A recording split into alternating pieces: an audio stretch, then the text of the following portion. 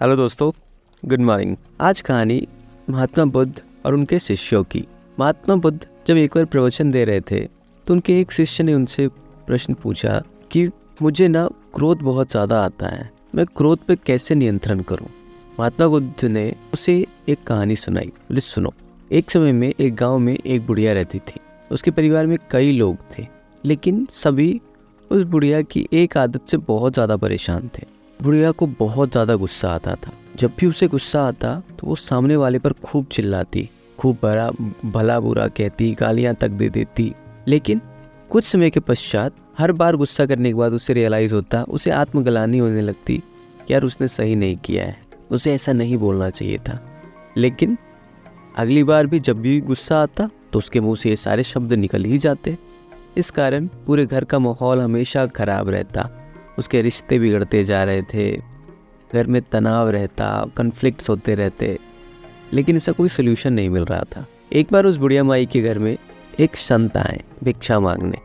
बुढ़िया माई ने बड़े आदर सत्कार के साथ उन संत को भोजन कराया और उनसे अपनी इसी समस्या के बारे में बताया कि उसका प्लीज़ कोई समाधान करे उसके गुस्से का। संत मुस्कुराए और उन्होंने एक छोटी सी डिबिया अपने बस्ते में से निकाली और बुढ़िया को देते हुए कहा, देखो भाई, ये मैं आपको एक दवाई दे रहा हूँ।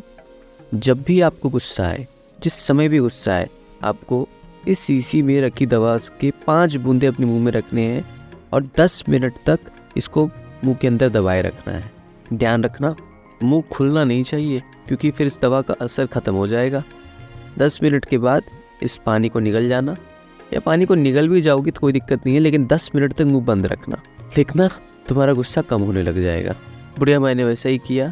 जब भी उसे गुस्सा आता तो उस दवा की 5 बूंदे वो अपने मुंह में ले लेती और 10 मिनट तक मौन हो जाती। धीरे धीरे देखते देखते देखते देखते उसका गुस्सा अपने आप कम होना शुरू हो गया। घर में जो वाद विवाद उसके कारण हो रहे थे सब कम होने लगे, उसके रिश्ते सुधरने लग गए, सभी उससे फिर से प्रेम पूर्वक बात करने लगे। क्योंकि अंत में बुढ़िया का स्वभाव तो अच्छा ही था, लेकिन गुस्से के समय वो अनाप शनाप बोल देती थी। कुछ महीनों के बाद जब संत वापस उस एरिया से गुजरे तो बुढ़िया माई फिर से उनसे मिली। उन्होंने फिर से सभी संतों को भोजन कराया और उस संत से हाथ जोड़ते हुए थैंक यू कहा उनसे और कहा कि आपकी दवा ने खूब काम किया है मुझ पर। मेरा गुस्सा अब कहाँ चला गया है मुझे पता नहीं चलता। जब भी मुझे गुस्सा आता है मैं वो दवा ले लेती हूँ, मेरा गुस्सा शांत हो जाता है। संत मुस्कुराए, उन्होंने कहा हमेशा ऐसे ही खुश रहो। जब वो संत वहाँ से निकले तो दूसरे संत ने कहा, अरे भाई, तुमने ऐसी कौन सी दवा दी थी जिससे उसका गुस्सा इतना ख़त्म हो गया? आपको क्या लगता है दोस्तों, संत ने क्या कहा होगा? संत ने बड़ी ही विनम्रता से कहा कि यार देखो, मैंने उसे एक छोटी सी डिबिया दी थी जिसमें कुछ नहीं थी, सिर्फ पानी की बूंदें भरी हुई थी।